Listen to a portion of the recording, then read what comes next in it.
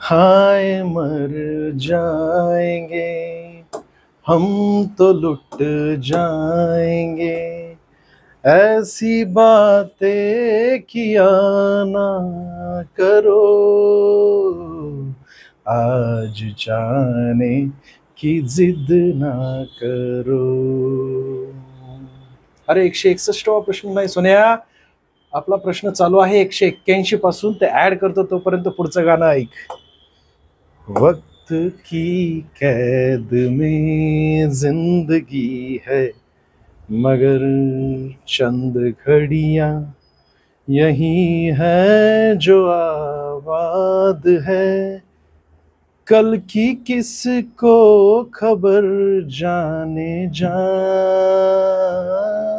रोक लो आज की रात को, आज जाने की जिद ना करो. नमस्कार महाराष्ट्राच्या जिवंत हृदयाच्या सळसळत्या रक्ताच्या भावी अधिकारी कर्मचारी पोलिसांनो, कसे आहात सगळे. आपण सुरुवात केलेली तुम्हाला सर्वांना माहिती आहे, युट्यूब सिरीज सुरुवात केलेली आहे. त्यामध्ये आपण पोलीस भरतीचे सर्व चालू घडामोडीचे जे प्रश्न आहेत तुमचे येऊन गेलेले या वर्षीचे, त्यावरील असं सखोल विस्तारित स्पष्टीकरण बघत आहोत. जसा की हा प्रश्न बघा, धाराशिव जिल्हा पोलीस भरतीमधील हा प्रश्न आहे, याच वर्षी आलेला तुम्हाला 2020 मध्ये. महाराष्ट्र समुद्र किनारी आलेले चक्रीवादळाचे नाव काय आहे? याचं योग्य उत्तर आहे मित्रांनो निसर्ग.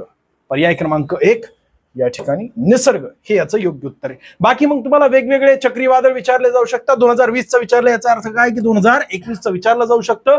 तोक्ते हे आपल्या महाराष्ट्रात येऊन धडकलेलं चक्रीवादळ होतं. त्यानंतर 2023 मध्ये सुद्धा आलेले बिपरजॉय हे महाराष्ट्रात येऊन धडकलेलं हे चक्रीवादळ होतं. बाकी अलीकडेच मे 2024 मध्ये रेमल चक्रीवादळ बंगालच्या उपसागरात तयार झाले होते. याला नाव ओमान देशाने दिलं होतं. कोणत्या देशाने दिलेले? ओमान देशाने. बघा, या मुद्द्याला धरून काही प्रश्न विचारला तर याच्या पलीकडे जाणार नाही सोन्या, घाबरायचं नाही. पुढच्या मुद्द्याकडे लगेच आपण जाणार आहोत. 182वा प्रश्न, खालीलपैकी कोणता देश सार्क संघटनेचा सदस्य आहे? सदस्य आहे असा आपल्याला प्रश्न विचारला गेलेला आहे. बघा, याचं योग्य उत्तर आहे पर्याय क्रमांक 2. या ठिकाणी चुकलेलं आहे, म्यानमार. पर्याय क्रमांक मालदीव. अरे काय होतंय काय नेमकं? मालदीव इथे एजवाल, चुकलंय, मालदीव पर्यायात असायला पाहिजे. तर ठीक आहे. प्रश्न क्रमांक 2 एवढं समजून घे सोन्या. तेच म्हणत होतो की आपला पर्याय क्रमांक का दिसत नाही या ठिकाणी. सार्क बाबत इन्फॉर्मेशन घेणं गरजेचं. सार्कवर तुला प्रश्न विचारला गेलेला आणि त्यामध्ये योग्य उत्तर काय आहे त्याचं? मालदीव. बाकी वेगवेगळे देश दिले होते, घेणं नाहीये. स्थापना केव्हाची आहे? ते 1985. मुख्यालय काठमांडू. नेपाळमध्ये सदस्य किती आहेत? 8. यामध्ये भारत, पाकिस्तान, नेपाळ, भूतान, बांगलादेश, अफगाणिस्तान, मालदीव, श्रीलंका या ठिकाणी दिसतात तुम्हाला. बरोबर आहे. त्यांचे फ्लॅग सुद्धा दिसत आहेत. फ्लॅग म्हणजे त्यांचे चिन्ह किंवा फ्लॅग दिसत आहेत तुम्हाला. आणि सार्कचं लॉंग फॉर्म तुम्हाला विचारलं तर south Asian association for regional cooperation.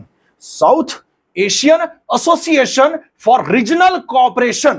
मग सर बाकीही विचारले जाऊ शकतात ना? यस. या ठिकाणी तुला हे स्क्रीनशॉट काढून घेणं फार गरजेचं आहे. आणि यामध्ये काय काय वाचायचंय तुला तेवढंच फक्त लक्षात घे. बघा, आंतरराष्ट्रीय श्रम संघटन ILO यावर प्रश्न विचारला जाऊ शकतो का? तर यस महत्वाची येते. 1919 मध्ये स्थापना झालेली आहे. मुख्यालय जिनेवा या ठिकाणी आहे. बाकी सध्याचे अध्यक्ष कोण आहेत? तर गिल्बर्ट हॉंगबो. 187 देश सदस्य आहेत. ठीक आहे.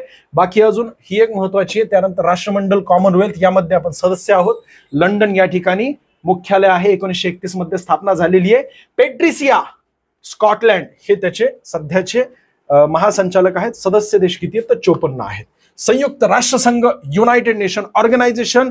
तुला रात्री झोपेतून जरी उठवलं अर्ध्या रात्री आणि विचारलं सांग सोन्या युनायटेड नेशन ऑर्गनायझेशनची स्थापना केव्हाची? तर 1945. न्यूयॉर्क या ठिकाणी मुख्यालय आहे. सध्या आहेत 193. तू लगेच कमेंट्स करतो सर 194 आहे ना, आणि कुठं सर्च करतो? गुगलवर सर्च करत असतो. अरे विकिपीडिया मी सुद्धा बनवू शकतो. मी काय करतो विकिपीडियामध्ये चेंज करतो 1995 करतो. मग तू उद्या काय कर तिथं जाऊन 195 काळ करून ये. सोन्या अधिकृत मध्ये माहिती घे ना, अजून मान्यता दिलेली नाही 194 देशांना.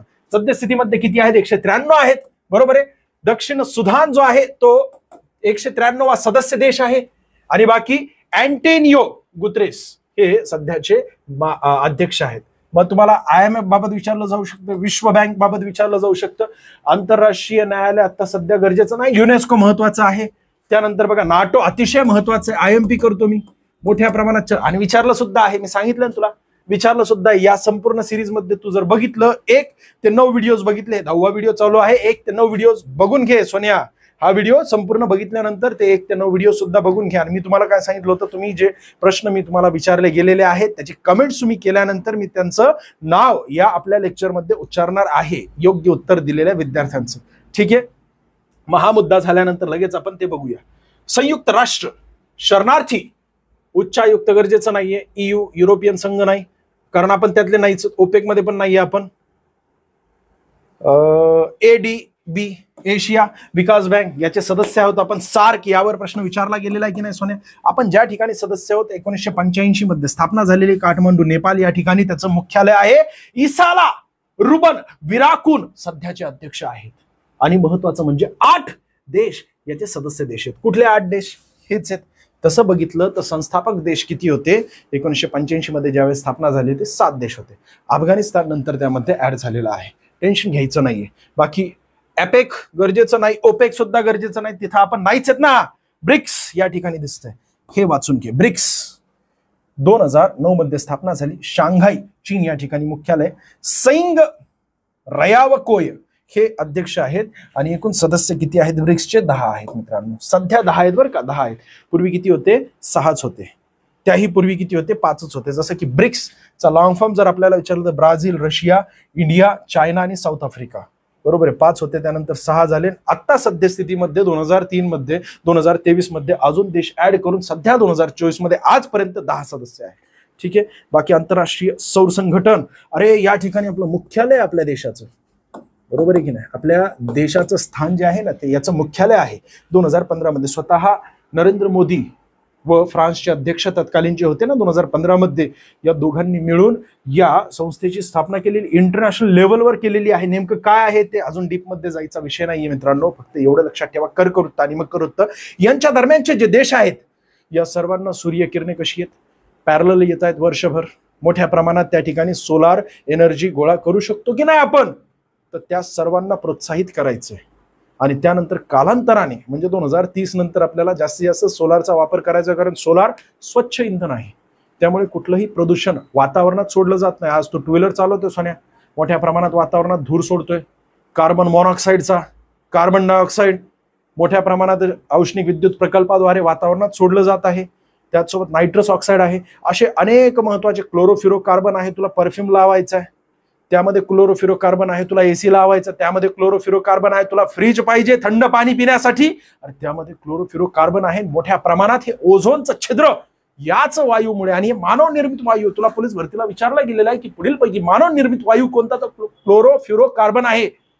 आणि हा जो आहे वायू मोठ्या प्रमाणात वातावरणात सोडला जातोय आणि त्यामुळे ओझोनला छिद्र पडतंय. अतिनील किरणे आली, आपण जगू शकतो का रे? नाही जगू शकत. बर्फ वितळू शकतो. जास्त डीप मध्ये न जाता एवढीच गोष्ट लक्षात ठेवायची. जागतिक तापमान वाढीला कारणीभूत असलेली जी वायू आहे ही आता मी तुला सांगितली, लगेच लिहून घेणं गरजेचं आहे. तू कागदावर, तुला जीएस मध्ये तो प्रश्न विचारला जातोय, धरू वारंवार विचारला जातोय. आणि दुसरं म्हणजे हे संघटन का महत्वाचं आहे, कारण मोठ्या प्रमाणात आपण सौर ऊर्जा गोळा करून सोलारद्वारे एनर्जी तयार करतोय. म्हणून त्याला इंटरनॅशनल सोलार अलायन्स म्हणजे आंतरराष्ट्रीय सौर गठबंधन असं म्हणतात. 2015 मध्ये झालेले. म्हणून नरेंद्र मोदी यांना 2018 मध्ये पर्यावरण क्षेत्रातील सर्वोच्च पुरस्कार चॅम्पियन ऑफ द अर्थ हा पुरस्कार 2018 मध्ये देण्यात आलेला आहे. सोन्या उगाच दिला जात नाही पुरस्कार. एवढं मोठं कार्य केलेले त्यांनी. गुरुग्राम हरियाणा या ठिकाणी मुख्यालय आहे. या एकमात्र अशी आंतरराष्ट्रीय संघटना आहे जिचं मुख्यालय आपल्या भारतामध्ये आहे. ते कुठे? तर गुरुग्राम हरियाणा या ठिकाणी. बाकी महानिदेशक कोण आहेत? अजय माथुर, हे सुद्धा भारतीय आहेत. आणि सदस्य देश किती आहेत? 100 देश आहेत. 100 सध्या तरी 2024 आजपर्यंत एकूण किती? 100 देश सदस्य. 100वा कोण सदस्य आहे असा जर आपल्याला प्रश्न विचारला तर तो थोडस बघावं लागेल. पण मी तुला नेक्स्ट लेक्चर मध्ये नक्की सांगतो. 100वा देश माझ्या लक्षात नाहीये, पण 100 देश सदस्य देश आहे. ठीक आहे. पुढच्या मुद्द्याकडे आपण जाणार आहोत. पुढचा मुद्दा, हा प्रश्न सोडवत असताना तुम्हाला अजून महत्वाची माहिती सांगायची, ती म्हणजे अनेक विद्यार्थ्यांनी मागच्या व्हिडिओमध्ये उत्तरं दिली होती. त्यामध्ये बघा, NS फर्निचर 21 यांनी आसाम हे उत्तर दिलेलं आहे. त्यानंतर आकाश भगत 3010 यांनी लाईक करा रे मित्रांनो, खूप मेहनत घेत आहेत सर. बघा हे जे व्हिडिओ आहे त्याच्या खाली यांनी कमेंट्स केलेली आहे आणि ती कमेंट्स आपण काय करतोय, विद्यार्थ्यांना कमिटमेंट दिली होती की तुम्ही कमेंट्स करा, आपण लगेच तुमचं जे आहे कमेंट्स वाचून दाखवू योग्य उत्तर दिलेलं. बाकी बघा, स्वप्नील पाटील यांनी इंडियन स्पेस रिसर्च ऑर्गनायझेशन इस्रोचं लॉंग फॉर्म सांगितलेलं आहे. व्हेरी गुड, कोल्हापूरचे स्वप्नील पाटील, एक नंबर सोनिया, पास होशील. सदानी SD ॲनिमल, अरे काय काय नाव आहे, इंडियन स्पेस रिसर्च ऑर्गनायझेशन त्यांनी दिलेले, तू काय नाव ठेवलेले असो, तू पण पास होशील, टेन्शन घेऊ नकोस. 160. मायकल स्टार्क, यवतमाळ, ठीक आहे. मायकल स्टार्क जे आहेत त्यांनी ते उत्तर दिलं. मिचेल स्टार्च आहे ते, त्यांनी स्पेलिंग चुकलेली त्यांच्याकडून, ठीक आहे. त्यानंतर मिचेल स्टार्च उत्तर दिलेलं आहे. Vishal Shirsat, UMG channel 88, very very good सगळ्यांचं. प्रवीण कांबळे, अरे व्हेरी गुड उत्तर दिलेलं आहे तू. अमोल कंता कटले, अरे खाली नावं टाका मित्रांनो तुम्ही, तुमचं जे आहे ना ID ते वाचावं लागतं मला, ते योग्य बिना स्पेस दिलेलं असतं त्यामुळे नीट वाचता येत नाही.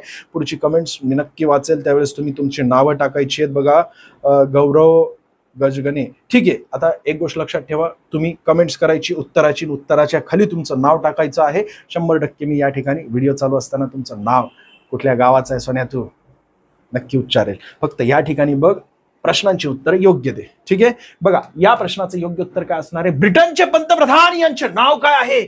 ऋषी सुनक येऊन गेले ना, ऋषी सुनक येऊन गेले आहेत. त्यांच्या सासूचं नाव सांगायचं तुला सोन्या. का बरं त्यांच्या सासूचं नाव सांगायचं, कारण ते चर्चेमध्ये आहेत. का बरं चर्चेमध्ये आहेत, कारण राज्यसभेचे 12 सदस्य राष्ट्रपती लोकनियुक्त म्हणजे नाम निर्देशित करत असतात की नाही, लोकनियुक्त नसतात, ते नाम निर्देशित करत असतात.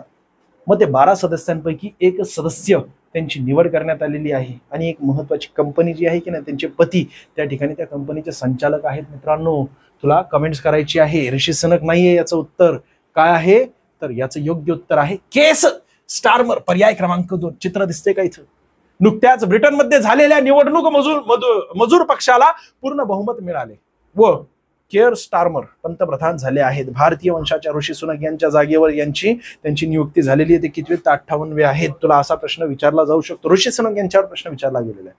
आता तू जर सिरीज बघितली या प्रश्नपत्रिकेची तर यापूर्वी 2 प्रश्न विचारून गेलेले, त्याचसोबत त्यांच्या सासू जे आहेत त्यांच्यावरही प्रश्न विचारला गेलेला आहे. म्हणून तुला सांगतो सोन्या, कसं चिटकून विचारलं जातं. यांची निवड झाली पंतप्रधान म्हणून, तर यांच्यावर प्रश्न विचारला गेला पुढच्या प्रश्नपत्रिके म्हणजे या प्रश्नपत्रिकेमध्ये, कोणत्या तर धाराशिवच्या. पण यापूर्वीच्या प्रश्नपत्रिकांमध्ये डायरेक्टली ऋषी सुनक यांच्यावर प्रश्न विचारला होता. कारण ते का चर्चेमध्ये, कारण त्यांना जागा सोडावी लागली, त्यांच्या जागेवर वेगळे आता सध्या पंतप्रधान बसलेले आहेत आणि त्यांच्या सासू सुद्धा चर्चेमध्ये आहेत. का बरं चर्चेमध्ये आहेत, कारण त्या आता सध्या, सांग सोन्या तू टेन्शन घेऊ नकोस, कमेंट्स कर, त्यांच्या सासूंचं नाव काय आहे. पुढे बघा, 184वा प्रश्न आहे, सध्याची लोकसभा कितवी आहे. अरे 18वी लोकसभा आहे. लोकसभा मोठ्या प्रमाणात चर्चेमध्ये, आता इलेक्शन झालेलं आहे म्हणून तुला लोकसभेवर 100% प्रश्न विचारला जाईल. काय काय विचारला जाईल याच्या पलीकडे काही जाणार नाही. एकदा स्क्रीनशॉट मारून घे, ठीक आहे. बघा, निवडणूक आयोगाचे आयकॉन आपल्याला विचारले जाऊ शकतात. राष्ट्रीय आयकॉन कोण आहेत, राजकुमार राव, सचिन तेंडुलकर आहेत. पंकज त्रिपाठी 2022 ते 2024 आपण शॉर्ट बनवलेले आहेत. माझ्या इंस्टाग्रामच्या ID वर मी शॉर्ट टाकत आहे. आता सध्या मी ID चेंज केली म्हणजेच ते हे जे असते ना युजर नेम, तो चेंज केलेला आहे. आता नवीन युजर नेम काय, करंट अफेअर्स. बघा इथे मी टाईप करून देतो, करंट अफेअर्स ही ID आहे आपली. कुणाला जॉईन करायचे असेल तर करून घ्या सुंदररित्या. अनेक व्हिडिओज या ठिकाणी अपलोड केलेले आहेत चालू घडामोडीशी संबंधित आणि आत्ताचे लेटेस्ट जेवढे काही व्हिडिओज आहेत ना ते सगळे काही आपण अपलोड केलेले आहेत. हा फोटो दिसेल, तुम्हाला दिसत असेल, हे सर्व काही व्हिडिओज कंटिन्युअसली आपण अपलोड करत आहोत. आणि ID मी तुम्हाला सांगतोय या ठिकाणी, हे ID तुम्ही लिहून घ्या, सर्च करा, माझा फोटो आहे.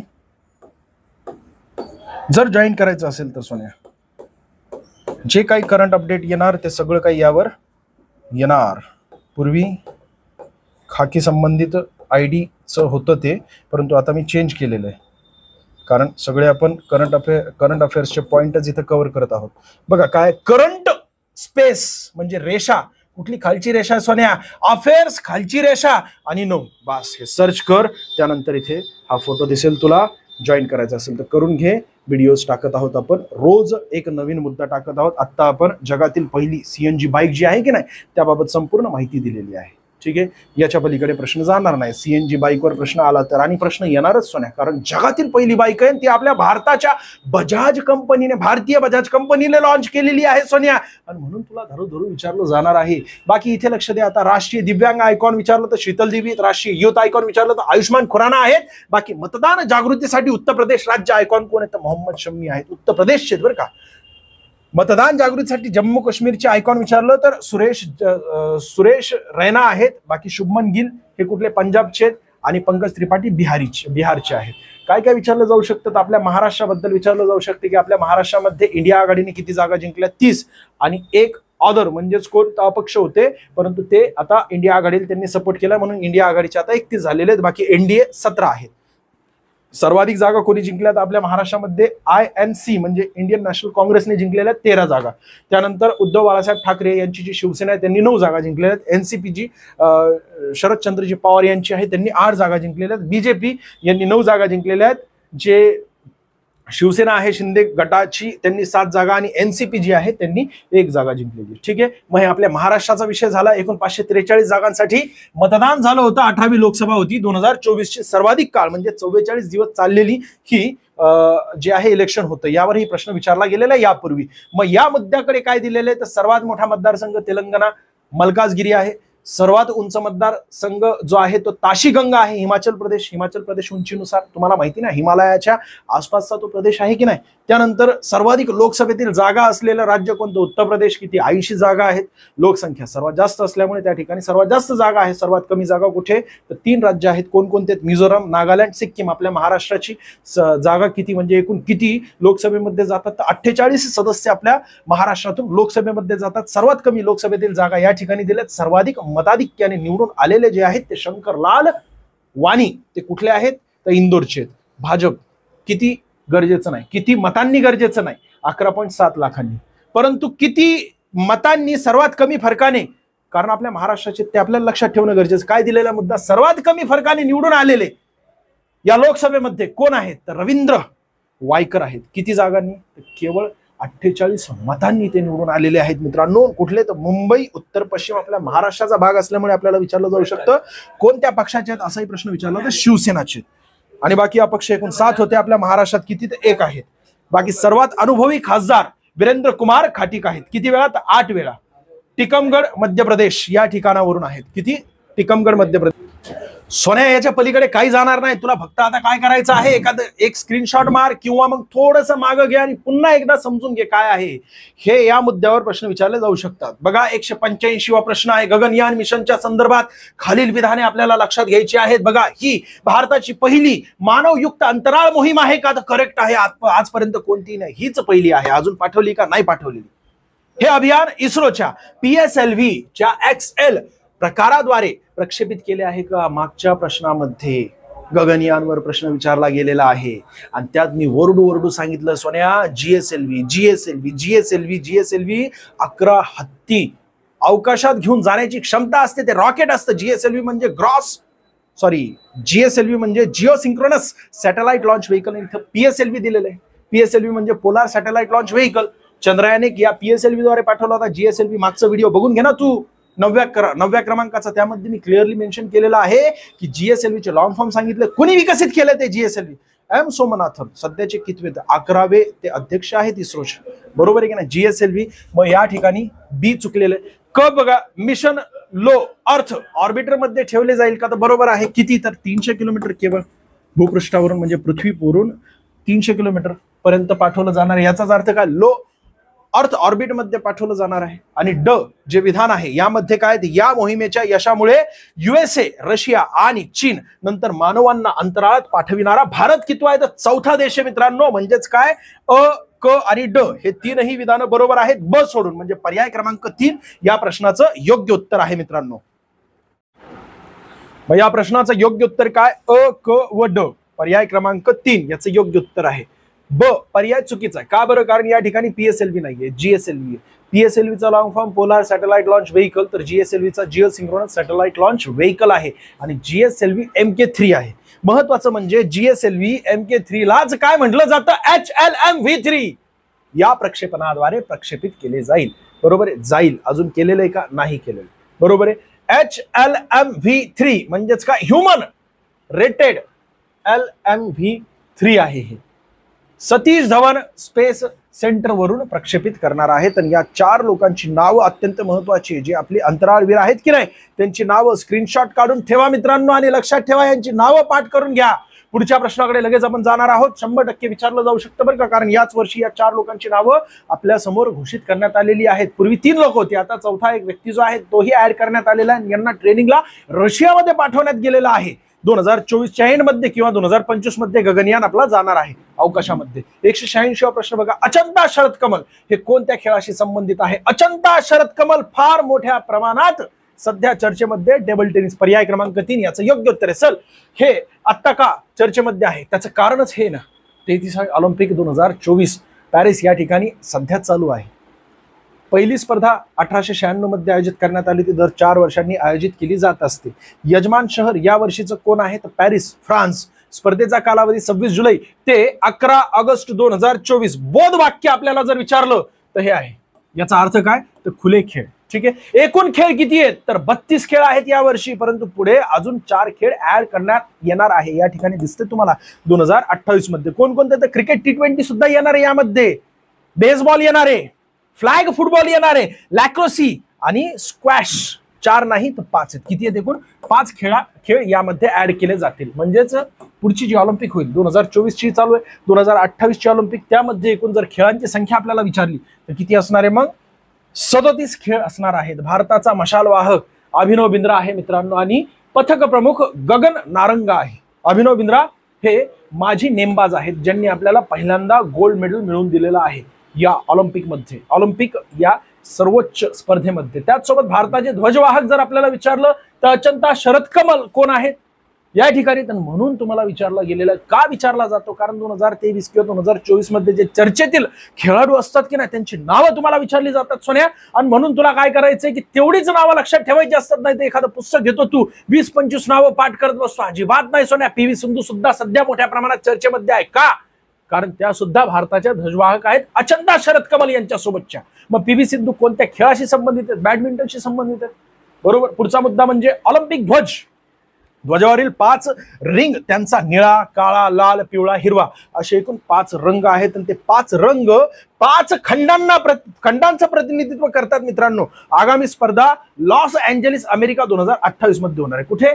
2028 मध्ये. कुठे? तर लॉस एंजेलिस या ठिकाणी. कुठे आलं हे? अमेरिकेमध्ये आलं. याच 2028च्या ऑलिम्पिक मध्ये 5 खेळ समाविष्ट केले जाणार आहेत. 2024 मध्ये कोणते खेळ समाविष्ट केले होते असा प्रश्न आत्ताच्या पोलीस भरतीला विचारला जाऊ शकतो.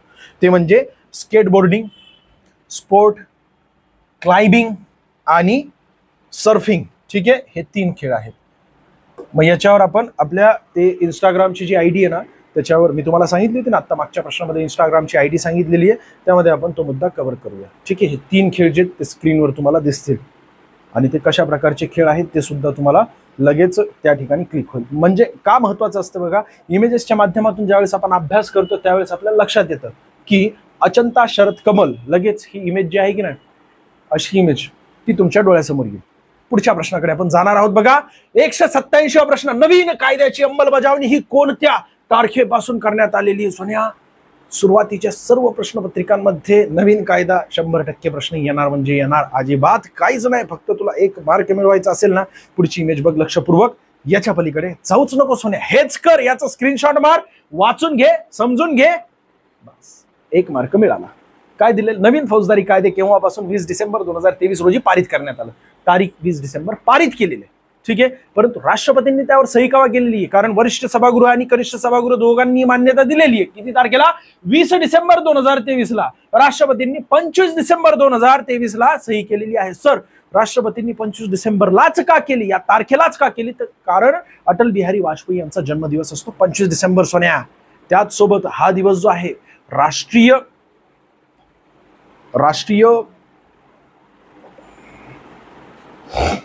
ठीक आहे, मी तुम्हाला सांगतो थोड्या वेळानंतर. राष्ट्रपतींनी मंजुरी 25 डिसेंबर 2023 रोजी करण्यात आलेली. अमित शहा गृहमंत्री यांनी ऑगस्ट 2023 मध्ये ब्रिटिशकालीन कायद्यातील हे सगळं काही गरजेचं नाहीये. तारीख किती तारखेला, तर 1 जुलै 2024 पासून लागू होणार आहे भारतीय दंड संहिता. त्यालाच IPC असं म्हटलं जायचं. पूर्वी 576 कलम होती, आता किती आहे भारतीय न्याय संहिता, त्याचं नाव बदलण्यात आलेलं आहे. 533 कलम आहेत. फौजदारी प्रक्रिया संहिता जी आहे ना भारतीय CRPC, 484 कलम होती, आता ती कलम कमी करून 356 करण्यात आलेली आहेत. भारतीय साक्षी पुरावा कायदा 167 होता, भारतीय साक्ष अधिनियम 170 करण्यात आलेला आहे. ठीक आहे, बाकी पुढचं आहे इथं नवीन कायद्यातील तरतुदींमध्ये बलात्कार किमान 10 वर्षाची शिक्षा होणार आहे. अल्पवयीन बलात्कार किमान 20 वर्ष, किमान जन्मठेप, कमीत कमी जन्मठेप. कळते का तुला सोनिया? त्याचसोबत बघा बेजबाबदारपणे मृत्यूची शिक्षा 7 वर्षे. पूर्वी 304 मध्ये होती ना बेजबाबदारपणे मृत्यूची, ती आता 7 वर्ष आणि कलम 377 पूर्णपणे रद्द करण्यात आलेला आहे. समलैंगिक बाबत होतं ते 377. गुन्हा कोठेही झाला तरी FIR देशात कोठेही नोंदवता येणार आहे. आणि बलात्कार पीडितेची ओळख सुरक्षित ठेवण्यास नवा कायदा करण्यात आलेला. महिला व बालक विरुद्ध गुन्ह्यांवर नवीन कलम करण्यात आलेला आहे. ही संपूर्ण कलम जी बदललेली आहे ती कशाची, तर IPCची, इंडियन पिनल कोडची. जास्त डीप मध्ये घेऊन उपयोग नाहीये सोन्या, तू याचा स्क्रीनशॉट मार. 100% तुला कुठं कुठं विचारलं जाईल. खूनवर प्रश्न विचारला गेलेला. 302 नवीन कलम किती झाले, 101 कलम झालेले. लबाडी 420 316 झालेले. जमावबंदी यावर अजून प्रश्न विचारला गेलेला नाहीये, परंतु बलात्कार यावर प्रश्न विचारला जाऊ शकतो. 376 आहे, आता त्याचे कलम आहेत 63, 64 आणि 70 आहेत. देशद्रोह फार महत्वाचा आहे. देशद्रोह 124A याच कलमानुसार जे आहे की नाही मित्रांनो, देशद्रोह म्हणता येणार नाही या कलमाला. 324 या कलमानुसार जे आहे महात्मा गांधीजी यांना अटक करण्यात आली होती, लोकमान्य टिळक यांना सुद्धा अटक करण्यात आली होती. परंतु केव्हा, तर इंग्रजांची ज्या वेळेस सरकार चालू होती, म्हणजे इंग्रजांनी केलेल्या चुकीच्या ज्या कायदे आहेत किंवा ते जर चुकीचं काही वागत असतील त्यांच्यावर जर प्रश्न विचारला, त्यांना रेबल्स असं म्हणतात. आलं लक्षात, रेबल्स म्हटलं जायचं. आणि त्यामुळे त्यांना देशद्रोहाचा खटला त्यांच्यावर चालवण्यात आला होता. 124A कलम फार महत्वाचं आहे. त्याचं आता नवीन कलम काय झालेलं, 170 कलम झालेलं आहे. लक्षात ठेवायचं 124A लक्षात ठेवायचं, त्याचं आता 170 कलम झालेलं आहे. पुढच्या प्रश्नाकडे आपण जाणार आहोत. पुढचा प्रश्न आहे डायरेक्टली अहमदनगर जिल्हा चालक पोलीस या प्रश्नपत्रिकेतील आहे. अटल बिहारी वाजपेयी यांचा जन्मदिवस जो आहे तो राष्ट्रीय सुशासन दिवस म्हणून साजरा केला जातो सोन्या. राष्ट्रीय सुशासन दिवस. मी मगाशी थांबलो होतो की ना थोडा वेळ, 25 डिसेंबर अजिबात नाही. थोडंसं वेगळा विचार काही मनामध्ये चालू असला की असा विषय होत असतो सोन्या. ठीक आहे, मनात वेगळा विचार म्हणजे कोणाचा तिचा वगैरे काय विषय नाहीये सोन्या. आपला एकदम स्वच्छ माणूस आहे मी. इथं फक्त गाणे म्हणतो तर तुला वाटेल गैरसमज काहीतरी वेगळाच. 24वा प्रश्न अहमदनगर जिल्हा चालक पोलीस. 188वा प्रश्न आहे महाराष्ट्राचे सध्याचे परिवहन मंत्री कोण आहेत. लगेच नितीन गडकरी कुठे आहेत, कुठे आहेत, कुठे आहेत. अरे महाराष्ट्राचं विचारलंय सोन्या, महाराष्ट्राचं. ते देशाचे परिवहन मंत्री आहेत. इथे राज्य परिवहन मंत्री विचारलं तर एकनाथ शिंदे यांच्याकडेच खातं आहे. ते आपल्या महाराष्ट्राचे मुख्यमंत्री सुद्धा आहेत श्री एकनाथ शिंदे. दादा भुसे सार्वजनिक बांधकाम मंत्री आहेत. अजित पवार उपमुख्यमंत्री अर्थमंत्री आहेत. आणि छगन भुजबळ अन्न व नागरी पुरवठा मंत्री आहेत. छगन भुजबळ चर्चेमध्ये, अजितदादा सुद्धा चर्चेमध्ये आहेत. अजितदादा पवार सुद्धा आणि दादा भुसे हे सुद्धा चर्चेमध्ये आहेत. त्यांची पर्याय नावं दिलेली आहेत. अजून कोणकोणते चर्चेमध्ये किंवा डायरेक्टली मंत्रिमंडळ सर्च करा महाराष्ट्राचं आत्ताचं लेटेस्टचं, परीक्षेच्या 1 आठवड्यापूर्वीचे, कारण बदलत असतात. आता मंत्रिमंडळाचा विस्तार होऊ शकतो असं सांगितलं जात आहे. जर तो विस्तार झाला आणि मी या ठिकाणी माहिती दिली तर तू काय म्हणशील, सर तुमच्यामुळे आमचा प्रश्न चुकला. म्हणून इथं मी एक्स्ट्राची माहिती दिलेली नाही. तुला स्वतःला काय करायचं, परीक्षेच्या 1 आठवड्यापूर्वी सर्च करायचंय मंत्रिमंडळ आणि त्या मंत्रिमंडळातील महत्वाचे नेते जे आहेत त्यांची नावं जी वारंवार तू ऐकत असतो. पुढे जाऊया. लातूर जिल्हा चालक पोलीस. 189वा प्रश्न आहे महाराष्ट्र राज्याच्या पहिल्या महिला पोलीस महासंचालक कोण आहेत. कमीत कमी 12-15 वेळा हा प्रश्न विचारला गेलेला आहे. 189 प्रश्नांपैकी 15 प्रश्न तर यांच्यावरच असू शकतात असं मला वाटतंय. श्रीमती रश्मी शुक्ला पर्याय क्रमांक 3 याचं योग्य उत्तर आहे. मीरा बोरवणकर महाराष्ट्रातल्या त्या पहिल्या महिला पोलीस आयुक्त आहेत. आणि किरण बेदी ह्या भारतातल्या पहिल्या महिला IPS अधिकारी आहेत मित्रांनो. बाकी पोलीस महासंचालक एवढ्या मोठ्या पदावर, महाराष्ट्राच्या सर्वोच्च पदावर पोलीस डिपार्टमेंटच्या पहिल्यांदाच महिलाची नियुक्ती करण्यात आली. त्यांचं नाव आहे रश्मी शुक्ला. त्यांनी अनेक ठिकाणी वेगवेगळ्या पदावर काम केलेलं आहे. जसं की यापूर्वी ते इंटेलिजन्स ब्युरो म्हणजे स्टेट इंटेलिजन्स ब्युरो माहिती असेल तुम्हाला, SID स्टेट इंटेलिजन्स डिपार्टमेंट, त्याचे ते आयुक्त सुद्धा होते. ठीक आहे, तुम्हाला कमेंट्स करायची आहे की त्यांच्यापूर्वी आपल्या महाराष्ट्राचे पोलीस महासंचालक कोण होते. त्यांच्यापूर्वी आपल्या महाराष्ट्र जे आता सध्या MPSC चे प्रमुख आहेत, ठीक आहे, पुढे जाऊया. MPSC म्हणजे महाराष्ट्र पब्लिक सर्व्हिस कमिशनचे ते आयुक्त आहेत. 190वा प्रश्न बघा, खालीलपैकी अँटी टँक मिसाईल कोणते भारताने निर्माण केलेले आहे? अँटी टँक मिसाईल विचारलेली आहे आपल्याला. नाग आहे, नाग या ठिकाणी दिसते का तुम्हाला? म्हणजे टँकला उद्ध्वस्त करण्यासाठी. पर्याय क्रमांक 3 याचं योग्य उत्तर आहे. मिसाईल्सवर तुम्हाला प्रश्न विचारले जातात, तेही कुठले चर्चेमधलेच मिसाईल्स आहेत. नाग हे भारताचे 3ऱ्या पिढीतील रणगाडा विरोधी क्षेपणास्त्र आहे आणि हे 2024 बरं का, आत्ताचं हे लेटेस्ट आहे म्हणून तुला विचारलं जाते, बाकी काही नाहीये. नुकतेच पोखरण राजस्थान येथे त्याच्या आधुनिक नवीन आवृत्तीची चाचणी करण्यात आली होती. मी तुला सांगितलं ना आत्ताच आहे. आणि महत्वाचं म्हणजे मारक क्षमता किती? 3 ते 7 किलोमीटर किती आहे मारक क्षमता विचारली जाऊ शकते 100%. सगळं पाठ करत बसू नको, फक्त एवढंच. अँटी टँक मिसाईल कोणती आहे? तर नाग आहे. नाग बाबत समजून घे. आत्ता चाचणी झालेली आहे. कुठे? तर राजस्थान पोखरण या ठिकाणी 2 चाचण्या झाल्यात. पोखरणला 50 वर्ष पूर्ण झाले सोन्या चाचणी होऊन. त्यासाठी तुला विचारलं जाऊ शकतं, पहिली पोखरण जी होती ना, बुद्ध हसला, त्याला 50 वर्ष पूर्ण झालेले. त्याचं मी शॉर्ट सुद्धा बनवलेलं आपल्या टेलिग्राम नाही रे सोन्या, इन्स्टावर बनवलं आहे. मी ID दिली तुला, ते जॉईन करायची तर कर. बघ, वेग 230 मीटर प्रति सेकंद आहे. किती? 230 मीटर प्रति सेकंद आहे. पुढच्या मुद्द्याकडे आपण जाणार आहोत. प्रश्न आपल्याला ऍड करायचे आहेत अजून. फक्त मी इथे पॉज करतो आणि लगेच प्ले करतो. पॉज आणि प्ले यामध्ये 1 सेकंदाचा सुद्धा फरक पडणार नाही सोन्या. पुढचा 191वा प्रश्न बघ. इस्रोचे चेअरमन कोण आहेत? मी तुला सांगितलं होतं की नाही, इस्रो फार चर्चेमध्ये आहे, कारण गगनयान विचारलं जात आहे. त्याचसोबत चंद्रयान 3 यावर प्रश्न विचारला जात आहे. त्याचसोबत गगनयान एकूण लोकांची किती संख्या आहे असा एक प्रश्न विचारला होता. सध्या एकूण 4 लोक आहेत ज्यांना आपल्याला अवकाशात पाठवायचं आहे. आदित्य L1 यावर एक प्रश्न विचारला गेलेला आहे. आपण काय करणार आहोत बघा, GSGK चे जे प्रश्न घ्यायचेत ना आपल्याला, तर टॉपिक घ्यायचा आहे आपल्याला अंतराळ. मग अंतराळामध्ये काय काय प्रश्न आलेले आहेत आणि त्याचसोबत महत्वाचं काय काय आहे, सगळी काही रिव्हिजन, सगळी काही माहिती आपण त्यामध्ये कव्हर करणार आहोत, ज्याचा फायदा तुम्हाला वेगवेगळ्या परीक्षांमध्ये होणार आहे. केवळ पोलीस भरती टार्गेट करू नको सोन्या, केवळ पोलीस भरती. पळतोय काय अडचण नाहीये. अरे 8000 जागा येणार, आपला तो होणारच. पण याच वर्षी 3 ते 4 परीक्षांमध्ये मी पास झालेलो आहे. आणि मग ते सगळे पास झालेले जे आहेत की नाही, जे काही तुमचं रिझल्ट आहे ते तुमच्या वडिलांकडे समोर ठेवा आणि वडिलांना विचारा की कोणती जॉईन करायची, किंवा तुमच्या जवळच्या कोणत्याही व्यक्तीला विचारा की कोणती जॉईन कर, किंवा तुम्ही स्वतः विचार करा की कोणती जॉईन करायची. तुमच्याकडे पर्याय असायला पाहिजे. आलं लक्षात? त्यासाठी आपल्याला काय करायचंय, संपूर्ण सुंदररित्या असं एक सिरीज ही केवळ आपल्याला कंप्लीट करायची आहे. मित्रांनो, तुम्ही ही सिरीज कंप्लीट करत असताना वही आणि पेन घेऊन बसा. मी जे काय सांगतोय ना महत्वाचं, त्याचा स्क्रीनशॉट तर काढून ठेवाच. त्याचसोबत तुम्हाला जे महत्वाचं वाटतं ते लिहून घ्या. मित्रांनो, सिरीज अत्यंत महत्वाची आहे. एकदा ही संपूर्ण सिरीज झाली आणि त्यानंतर पुढची परीक्षा आली की तुम्हाला विथ प्रूफ सांगेल की आपल्या या सिरीज मधील स्पष्टीकरणामध्ये काय काय आणि कशा प्रकारे. एकही प्रश्न नाही, मी सांगतोय तुम्हाला 99.99% प्रश्न जे आहेत ते आपल्या या सिरीज मधून घेतील. या प्रश्न उत्तरांच्या सिरीज म्हणजे चालू घडामोडीच्याच नाही, GSGK सुद्धा आपण घेतोय. म्हणजे 25 पैकी 25 मार्क कसे मिळतील? 99.99% का बोललो? कारण 0.1% जो असतो तो कसा प्रश्न असतो अख्ख्या महाराष्ट्राला येत नाही. ज्याने बनवलाय त्यालाही येत नाही, त्याने का टाकलाय त्यालाच कळत नाही. फक्त तो काय करत असतो की तशा प्रकारे प्रश्न टाकायचा प्रयत्न करत असतो. म्हणजे जो टाकला की तो एक तर रद्द होतो, किंवा मग अख्ख्या महाराष्ट्राला कळत नाही की नेमकं का विचारला गेलेला आहे. तर एक प्रश्न तसा असतो, घाबरायचं नाही.